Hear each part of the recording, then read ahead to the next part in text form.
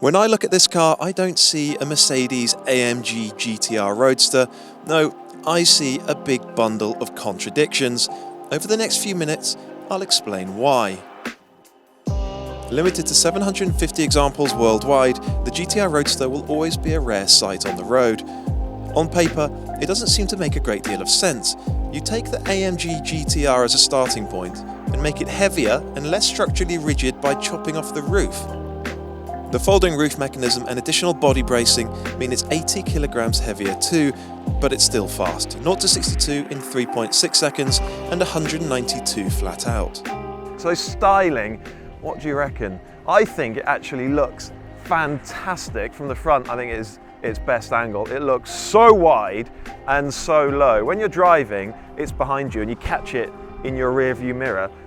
It looks so mean, you think you're under attack.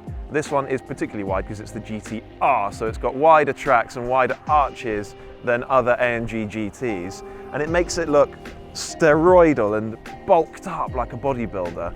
I love the grille, it gives so much presence to the front end. Now, let's go and have a look at the other end.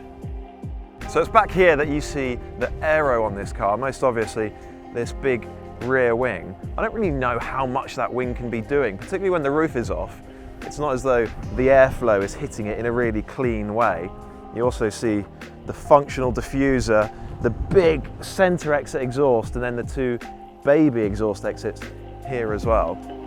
The GTR Roadster costs £184,000, making it 30 grand more expensive than the GTR Coupe. Some cars put you at ease the second you start driving them. You just feel in tune with them right away. The Mercedes-AMG GTR Roadster is not one of them. This is a properly intimidating car when you first start driving it. For one thing, it feels so long. The bonnet just seems to go on forever. And it's also so wide. I'm not even anywhere close there to reaching the other side of the car. It takes up so much space.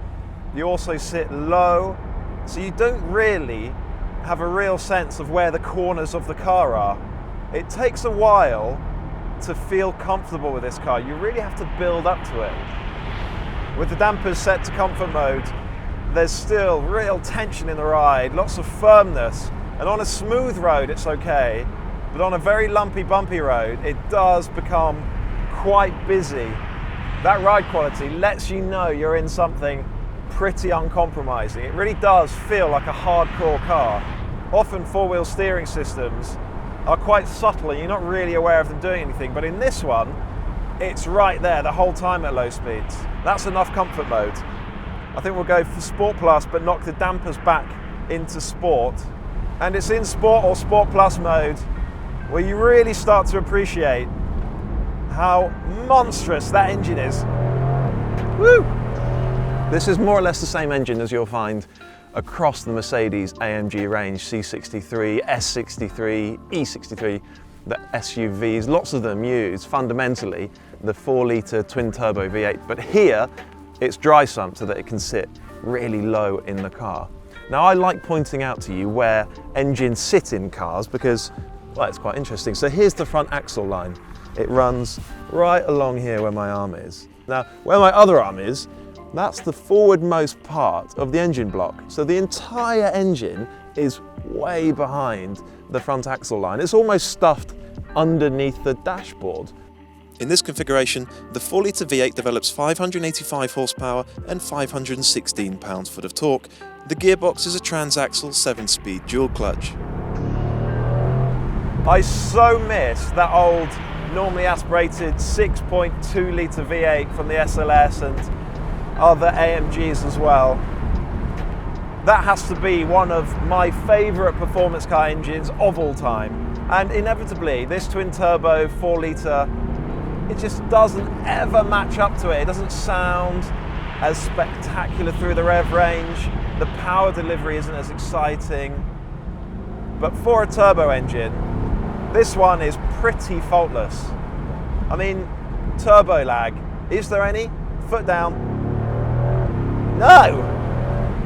And the performance. this car thumps its way along a road so quickly. It's got that kind of performance that you really have to think about how you deploy. It's that fast. Gearbox, it's so good. It's smooth, it's civilized in auto mode, and then it's just so quick when you take control with the paddles. It's faultless. This car has got such an evocative driving environment, the way you sit in it, how low you feel, the view through the windscreen. That's worth talking about in itself. Now then, inside the cabin of the GTR Roadster, there's a lot to say about this cockpit, so get comfortable. First of all, I really like the seating position. Lovely and low, steering wheel where you want it, and you feel like your legs are extending out way in front of you, and you've got this amazing view through this narrow windscreen.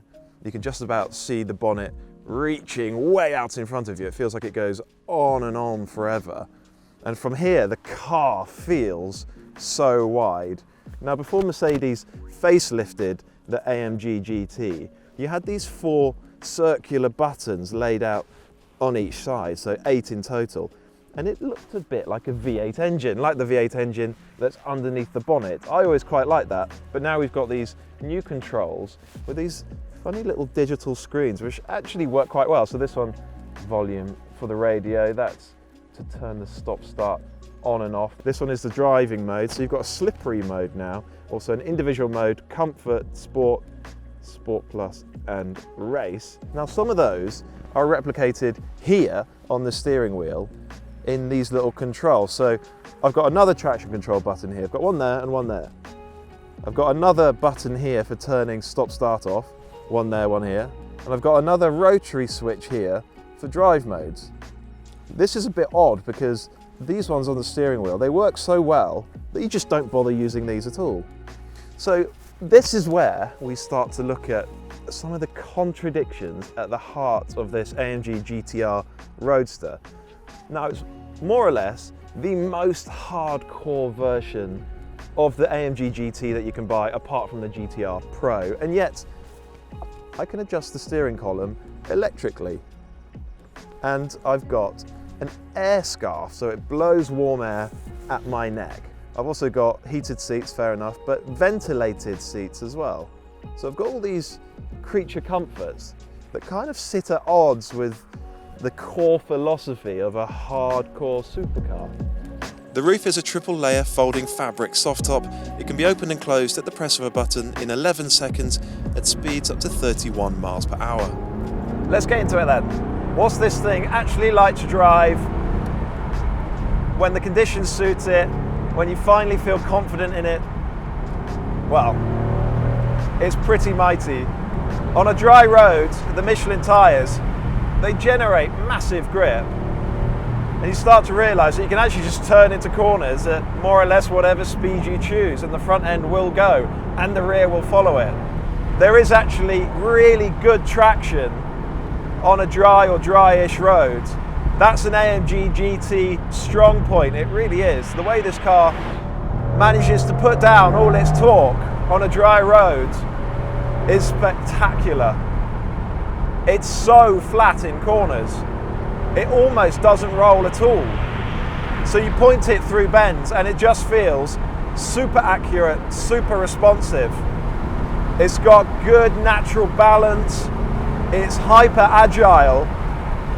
It all means that when the conditions suit it, it's sensationally good to drive. On a really bumpy road, it feels a bit compromised. It doesn't deal with a very difficult road surface the way some focused sports cars do. The structure feels so rigid. Even on a bumpy road, you don't really get a sense of the steering column shuddering. I can't see too much movement in the rear view mirror. It feels like a rigid car. And that's because for the Roadster, they've put in lots of additional body bracing. It's one of the reasons that this Roadster is heavier than the coupe, but it does mean that the structure feels so rigid. You've got additional support sort of behind the dashboard, in the door sills and across the rear bulkhead as well. There are so many contradictions about this car, But I have to say, when you start driving it along a flowing A road and you get up it a little bit, you start chasing the performance from it, it's really good to drive.